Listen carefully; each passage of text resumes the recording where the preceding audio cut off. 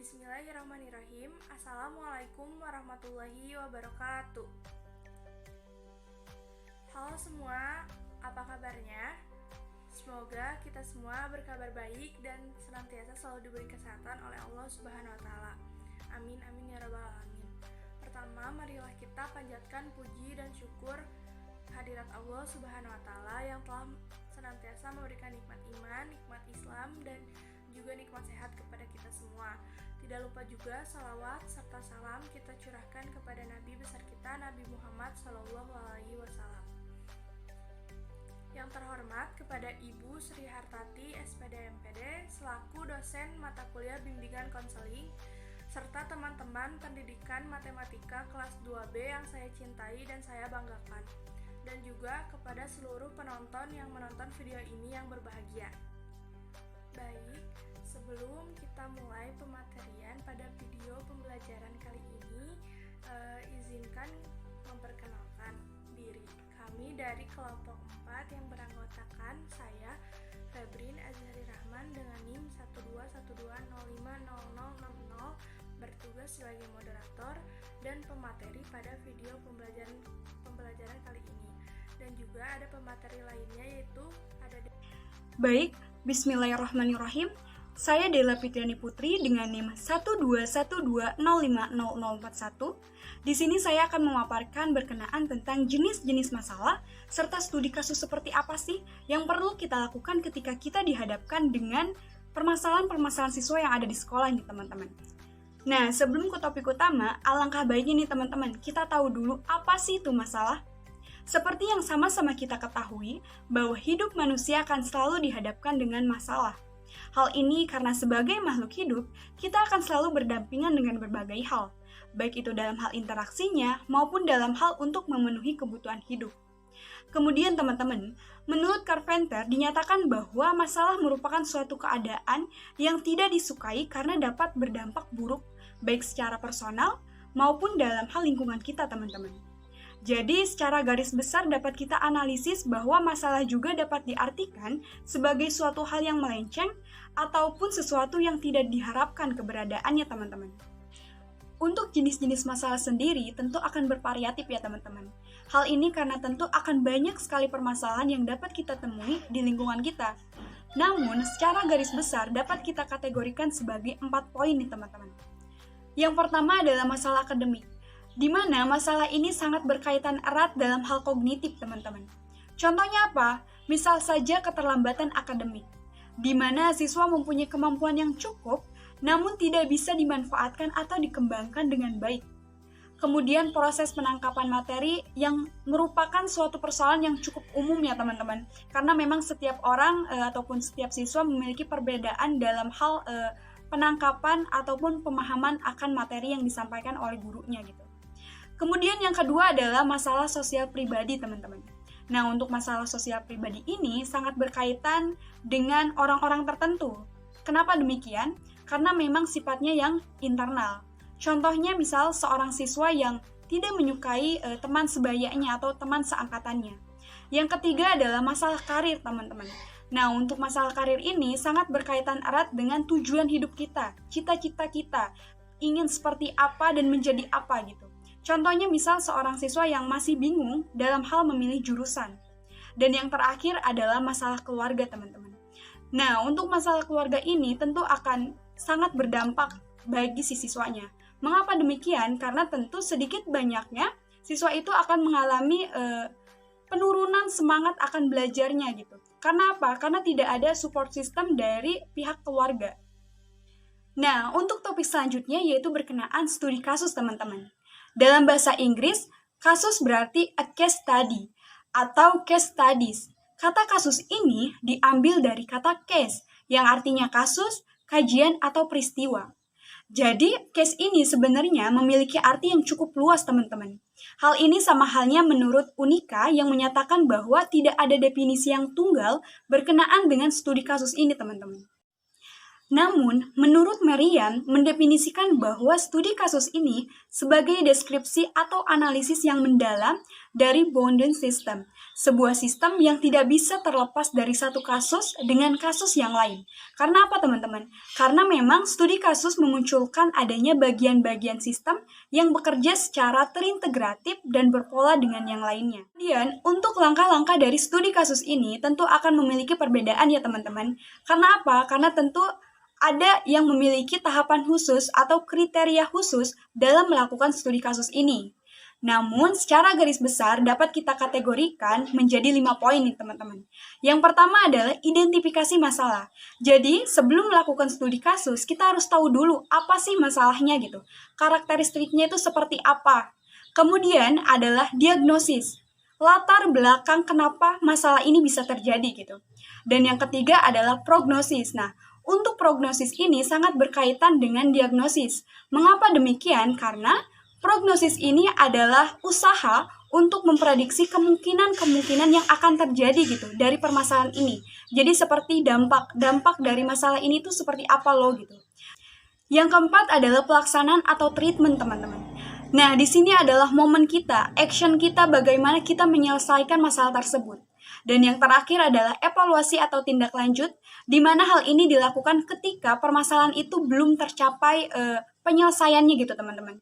Jadi di sini adalah momen kita untuk mereview apa aja sih yang kurang dari solusi yang kita temukan pada saat kita melakukan studi kasus. Yang keempat adalah pelaksanaan atau treatment teman-teman. Di sini adalah momen kita, action kita, bagaimana upaya kita dalam hal menyelesaikan permasalahan yang tengah kita hadapi. Dan yang terakhir adalah evaluasi atau tindak lanjut teman-teman. Di mana evaluasi di sini adalah upaya atau tindakan ataupun proses untuk menentukan derajat keberhasilan atas upaya yang telah direncanakan serta dilakukan. Halo, perkenalkan nama saya Isofa Siti Mas Pupa dengan NIM 12 12 05 0051. Di sini saya akan menjelaskan tentang metode mendapatkan data untuk bimbingan dan konseling. Alat pengumpulan data dapat dibedakan menjadi dua. Yang pertama yaitu pengumpulan data dengan metode tes. Yang kedua, pengumpulan data dengan metode non-tes. Pengumpulan data dengan metode tes merupakan suatu metode penelitian psikologis untuk memperoleh informasi tentang berbagai aspek dalam tingkah laku dan kehidupan batin seseorang dengan menggunakan pengukuran yang menghasilkan suatu deskripsi kuantitatif tentang aspek yang diteliti. Yang kedua yaitu pengumpulan data dengan metode non-tes, merupakan suatu metode pengumpulan data dengan alat pengumpul data dalam bentuk non-teks. Metode tes yang pertama yaitu tes inteligensi, mengukur taraf kemampuan berpikir. Yang kedua, tes bakat, mengukur taraf kemampuan seseorang untuk berhasil dalam bidang studi tertentu. Yang ketiga, tes minat, mengukur kegiatan-kegiatan macam apa yang paling disukai seseorang. Yang keempat, tes kepribadian, mengukur ciri-ciri kepribadian yang bukan khas sifat kognitif. Yang kelima, tes perkembangan vokasional, mengukur taraf perkembangan orang muda dalam hal kesadaran kelak akan memangku suatu pekerjaan atau jabatan. Yang keenam, tes hasil belajar, mengukur apa yang telah dipelajari pada bagian bidang studi. Selanjutnya, metode non-tes yang pertama observasi, diartikan pengamatan dan pencatatan secara sistematik terhadap gejala yang tampak pada objek penelitian. Yang kedua, angket tertulis, membuat sebuah item atau pertanyaan yang harus dijawab oleh siswa secara tertulis juga. Yang ketiga, wawancara informasi, merupakan salah satu metode pengumpulan data untuk memperoleh data dan informasi dari siswa secara lisan. Yang keempat, autobiografi, merupakan karangan yang dibuat oleh siswa mengenai riwayat hidupnya sampai pada saat sekarang. Yang kelima, sosiometri, merupakan suatu metode untuk memperoleh data tentang jaringan sosial dalam suatu kelompok yang berukuran kecil antara 10 sampai 50 orang. Baik, terima kasih kepada pemateri sebelumnya. Izinkan memperkenalkan kembali, nama saya Febrin Azhari Rahman dengan NIM 1212050060. Di sini saya akan menjelaskan poin daripada teknik-teknik bimbingan dan konseling. Yang pertama, pengertian. Teknik bimbingan dan konseling adalah cara atau metode yang dilakukan untuk membantu, mengarahkan, atau memandu seseorang atau sekelompok orang agar menyadari dan mengembangkan potensi-potensi pada dirinya, serta mampu mengambil sebuah keputusan dan menentukan tujuan hidupnya dengan cara berinteraksi atau bertatap muka secara langsung. Lalu macam-macam teknik bimbingan dan konseling antara lain ada teknik umum dan teknik khusus. Teknik umum adalah teknik yang lazim digunakan dalam tahap-tahap konseling dan merupakan dasar konseling yang harus dikuasai oleh konselor. Sedangkan teknik khusus adalah teknik yang dikembangkan dari berbagai pendekatan konseling. Namun, teknik umum pada teknik konseling dibagi menjadi dua, yaitu ada teknik umum konseling 1 dan teknik umum konseling 2. Pertama yang saya akan jelaskan yaitu teknik umum konseling 1. Jenis-jenisnya yang pertama ada perilaku attending, mencakup komponen kontak mata, bahasa tubuh, dan bahasa lisan. Yang kedua ialah empati. Empati ialah kemampuan konselor untuk merasakan apa yang dirasakan oleh klien. Yang ketiga, refleksi. Refleksi adalah teknik untuk memantulkan kembali kepada klien tentang perasaan, perilaku, dan pengalaman. Yang keempat, eksplorasi. Eksplorasi yaitu teknik untuk menggali perasaan, pikiran, dan pengamatan klien. Yang kelima yaitu menangkap pesan atau paraphrasing. Adalah teknik untuk menyatakan kembali esensi atau inti ungkapan klien. Yang keenam, pertanyaan terbuka, yaitu teknik untuk memancing siswa atau klien agar mau berbicara, mengungkapkan perasaan, pengalaman, dan pemikirannya. Yang ketujuh, yaitu pertanyaan tertutup. Pertanyaan yang dijawab dengan kata ya atau tidak. Yang kedelapan, dorongan minimal, yaitu teknik untuk memberikan suatu dorongan langsung yang singkat terhadap apa yang telah dikemukakan oleh klien. Lalu yang kesembilan ada interpretasi, yaitu untuk mengulas pemikiran, perasaan, dan pengalaman klien dengan merujuk pada teori bukan pandangan subjek konselor saja. Yang ke-10 ada mengarahkan atau directing, yaitu mengajak dan mengarahkan klien untuk melakukan sesuatu hal. Yang ke-11 menyimpulkan sementara, yaitu menyimpulkan sementara pembicaraan antara konselor dengan klien sehingga pembicaraan semakin jelas. Baik, selanjutnya saya akan menjelaskan teknik umum konseling 2. Jenis-jenisnya yang pertama ada memimpin atau leading, yaitu mengarahkan pembicaraan dalam wawancara konseling sehingga tujuan konseling tercapai. Yang kedua ada fokus, yaitu teknik untuk membantu klien memusatkan perhatian pada pokok pembicaraan. Fokus ini terdiri di antaranya ada fokus pada diri klien, yang kedua ada fokus pada orang lain, yang ketiga fokus pada topik, dan yang keempat fokus mengenai budaya. Lalu jenis selanjutnya yaitu konfrontasi, yaitu teknik yang menantang klien untuk melihat adanya inkonsistensi antara perkataan dengan perbuatan atau bahasa badannya. Tujuannya itu untuk mendorong klien mengadakan penelitian diri secara jujur, seperti itu. Lalu yang keempat ada menjernihkan, yaitu menjernihkan ucapan-ucapan klien yang samar-samar atau kurang jelas dan agak meragukan. Yang kelima yaitu memudahkan, yaitu membuka komunikasi agar klien dengan mudah berbicara dengan konselor dan mengatakan perasaan, pikiran, serta pengalaman secara bebas. Dan yang keenam, diam. Diam itu seperti dilakukan dengan cara attending, paling lama 5 atau 10 detik. Baik, selanjutnya saya akan menjelaskan teknik umum konseling 2. Jenis-jenisnya yang pertama ada memimpin atau leading, yaitu mengarahkan pembicaraan dalam wawancara konseling sehingga tujuan konseling tercapai.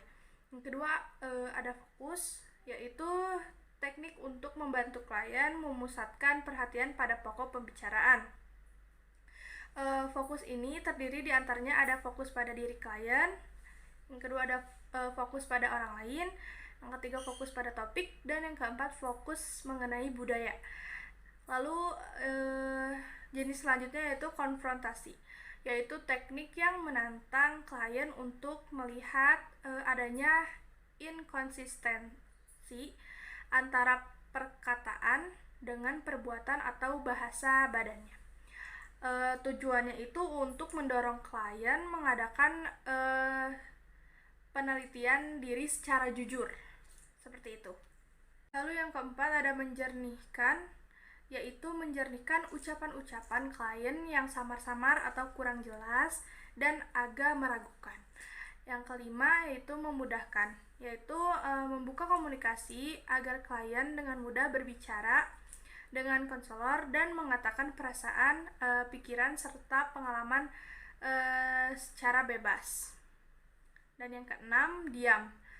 Diam itu seperti dilakukan dengan cara attending, paling lama 5 atau 10 detik. Baik, yang selanjutnya saya akan menjelaskan jenis-jenis teknik khusus konseling. Yang pertama yaitu ada latihan asertif, yaitu digunakan untuk melatih klien yang mengalami kesulitan untuk menyatakan diri bahwa tindakannya adalah layak atau benar. Yang bisa dipakai pada latihan asertif ini yaitu diskusi-diskusi kelompok. Yang kedua, desensitisasi sistematis merupakan teknik relaksasi yang digunakan untuk menghapus perilaku yang diperkuat secara negatif. Yang ketiga, pengondisian aversi digunakan untuk menghilangkan kebiasaan buruk. Teknik ini dimaksud untuk meningkatkan kepekaan klien agar mengamati respons pada stimulus yang disenanginya dengan kebalikan stimulus tersebut. Yang keempat yaitu pembentukan perilaku model, yaitu membentuk perilaku baru pada klien dan memperkuat perilaku yang sudah terbentuk sebelumnya.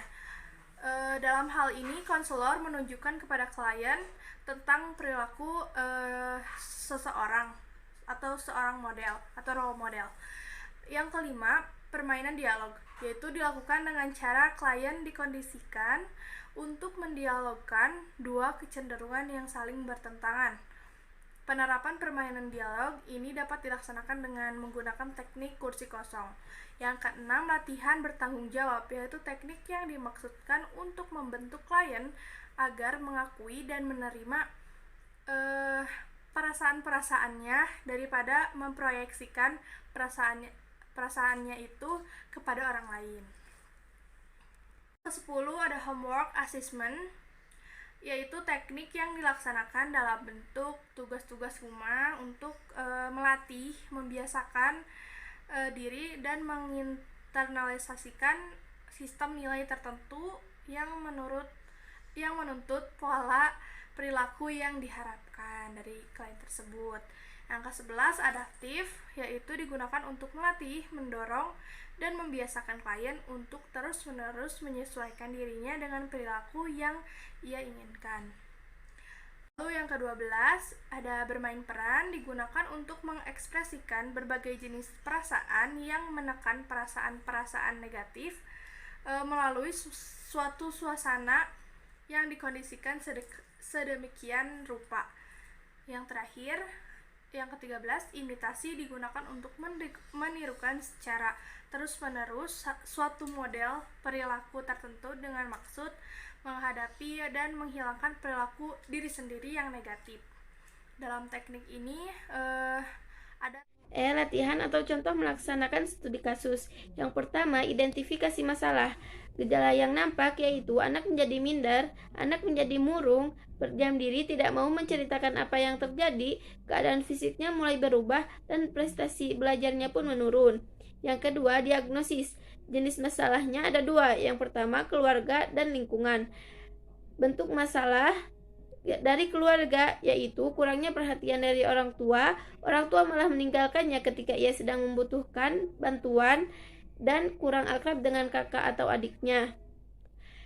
Bentuk masalah dari lingkungan yaitu dikeluarkannya dari sekolah dan menjadi minder serta pendiam. Ketiga, prognosis. Jenis masalahnya yaitu keluarga. Bentuk masalahnya kurangnya perhatian.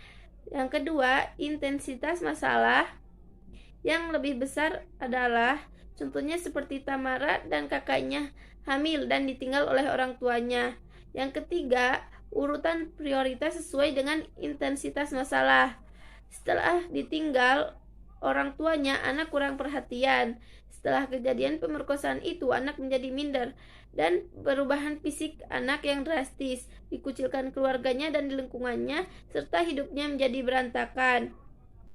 Yang keempat, alternatif yang dapat dilakukan sesuai dengan rumusan masalah tersebut yaitu dengan pendekatan agar anak itu mau berbicara tentang masalah yang sedang dihadapinya, mengajak anak untuk konsultasi di bimbingan konseling yang ada di sekolahnya. Dan yang kelima yaitu dengan melakukan pendekatan, karena dengan cara ini anak akan lebih diperhatikan dan mau memberitahukan tentang apa yang sedang dialaminya. Dengan mengajak anak konsultasi, membuat anak semakin terbuka dan membantu untuk memecahkan masalahnya.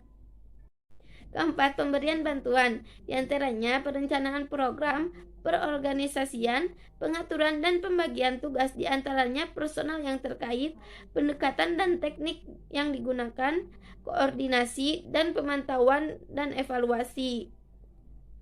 Yang kelima, evaluasi dan tindak lanjut. Langkah ini dimaksudkan untuk mengetahui ketepatan tindakan dan hasil pelaksanaan bantuan yang diberikan kepada kasus tersebut, sehingga setelah permasalahan itu selesai, dapat diketahui sejauh mana upaya dan pemberian bantuan itu dapat mencapai hasil yang maksimal. 6. Rencana pemberian bantuan dengan memperhatikan aspek-aspek sebagai berikut. Yang pertama, kapan dilaksanakannya? Saat jam pulang sekolah, guru dapat memberikan pendekatan terhadap anak sehingga anak akan lebih terbuka. Yang kedua, di mana tempatnya?